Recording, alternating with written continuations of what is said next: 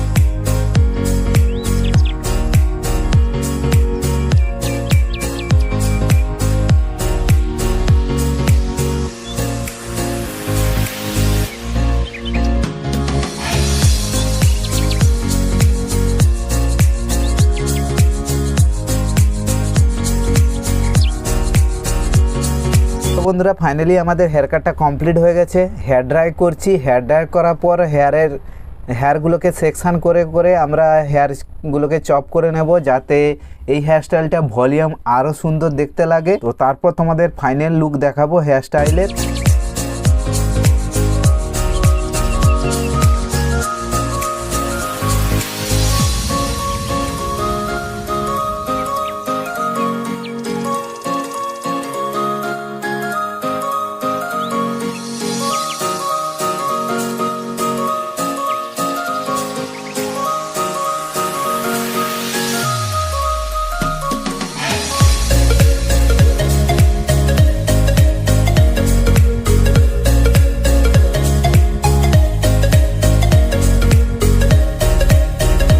বন্ধুরা দেখতে পাচ্ছ খুবই সুন্দর, খুবই অসম একটি বেবি গার্ল হেয়ার কাট। বন্ধুরা তোমাদের যদি ভিডিওটি ভালো লেগে থাকে তাহলে অবশ্যই একটি লাইক, কমেন্ট, বন্ধুদের সঙ্গে অনেক অনেক শেয়ার করো। আর চ্যানেলটিকে এখনো পর্যন্ত সাবস্ক্রাইব না করে থাকলে অবশ্যই চ্যানেলটিকে সাবস্ক্রাইব করো। তো বন্ধুরা করে দাও, অনেক পরিশ্রম হয় যে একটা ভিডিওকে শ্যুট করার পর এডিটিং করে তোমাদের আপলোড করতে। তো রিকোয়েস্ট করবো তোমরা চ্যানেলটাকে সাবস্ক্রাইব করে দাও। তো দেখা হচ্ছে আবার একটা নতুন ভিডিওর সঙ্গে। ভালো থেকো, সুস্থ থেকো।